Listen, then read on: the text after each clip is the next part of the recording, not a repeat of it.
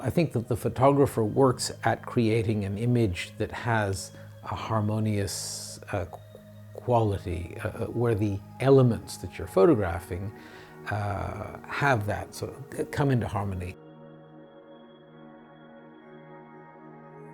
And of course, there is not some place where they are in harmony and anyone could photograph them because they are in harmony.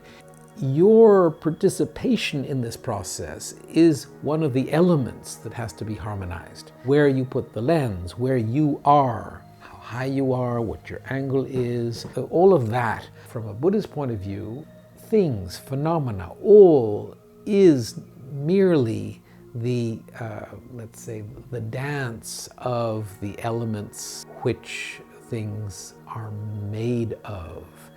And if you realize that the thing doesn't exist in and of itself, it is merely that interdependence, and you are a participant in that, that has a link with the spiritual.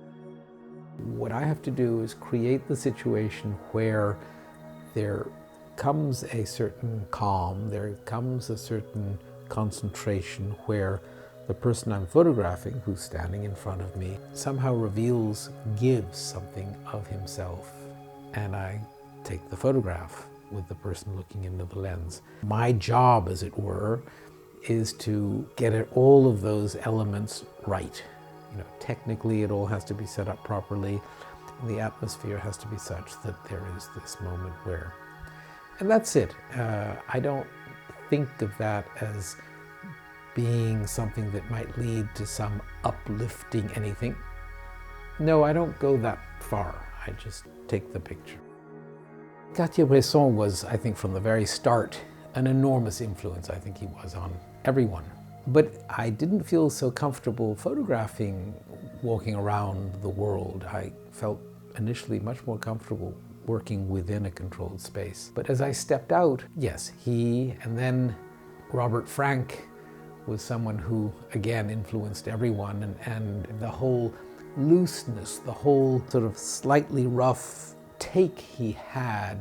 I think it gave us permission. It pushed us that little bit further from the very proper composition of Cartier-Bresson. It was like a little push to the extreme in what one permitted oneself to record and how one permitted oneself to record. I mean, having just been to see the Kudelka exhibition, Gypsies pushed me, and I think pushed everyone that much further. The whole idea of immersing yourself in a particular environment among a particular group of people, of being the gypsy among the gypsies and photographing, that was very important, because I really think that in order to photograph in a meaningful way, you have to be photographing your world. When you work in large format, you don't take a lot of pictures, you take your picture. Eventually, I got an 8x10, and that's what I'm using in the monastery. And that really is, in terms of photographing my world, a very interesting way of photographing my world, because my fellow monks have to come to me. I photograph them against a particular white wall, and they have to share in this experience. They have to give of themselves. So I don't consider it Kudelka-like in terms of the style of photography, but it might be Kudelka-like in that I am photographing my fellow monks within the monastery. You know, there are people like Minor White who would meditate before he went out to photograph and would get his students to do that, and I wouldn't do that. There seems to be something slightly contrived about that from my point of view. I mean, for some people it would work. I think that in life, the calmer you are, the more steady you are, the better you're going to function. So I think that in that sense, that calm steadiness is important. I'm not a great believer in conscientiously tweaking the emotion with which you approach picture taking. I think picture taking should be lighter. I think that, of course, you have to do those things in your meditation. That's sort of part of our daily practice. But then you go out and photograph.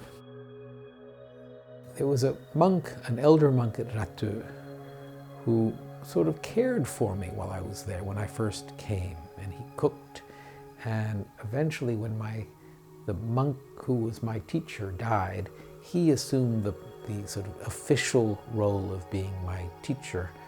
And I went to visit him. There was a young monk who was reading, and he was memorizing, and he had his book propped up on a little book holder, and he was doing his memorization, and my teacher was watching over this process, and I was seated talking to my teacher over here, and suddenly I saw this absolutely beautiful composition of this young monk memorizing with the light coming, and I photographed, and all the elements were right there. They were just sort of presented to me like that.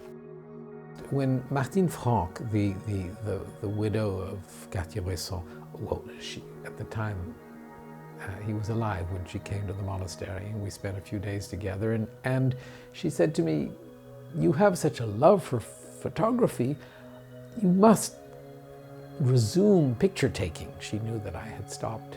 And I said to her, "Well, you know, it's tough because it's like the piano. If you don't do your scales every day, you will not be able to produce music." And she said, "Do your scales." The sort of skillful element was that she said, "Don't bother to do more than your scales. Just take a few pictures every day. Maintain that practice of composing and creating." You know, the word practice gives it a sort of importance that I'm a little afraid of. I take pictures every day. Take the photograph that's just of a monk and his rosary. It's just a simple, straightforward close-up, nothing extraordinary, just pared down. I think that when you remove the superfluous and just get down to the basics, that's when something may come alive in some other way. And I think this photograph has a sort of simplicity that is its strength. A photograph demonstrates impermanence in that you have that moment in time, and then time keeps on going. And if you relate back to that, you see how time has gone. I mean, it's interesting when you look at photographs from the 70s or 60s or 50s, and we don't notice the passage of time. We don't notice the changes in the aesthetics of what we experience. But when we look at a photograph, we say, "Oh my goodness, you know, things have evolved." You look at phone booths, and you say, "Oh, you know, that's something that doesn't exist anymore." So photography can also point out impermanence. Photography is neutral. It is not in and of itself a spiritual anything. Photography is, you know, the camera takes the picture, and when you click, what makes something like photography spiritual is the motivation with which you enter into it, engage in it. And if your motivation is truly selfless, and if you are doing it for the benefit of others in some way, then it is a spiritual practice. If you're doing it to express yourself, and if you're doing it out of some kind of sort of ego, whatever, then of course it's a negative thing. So it really depends on the purity, the quality of your motivation.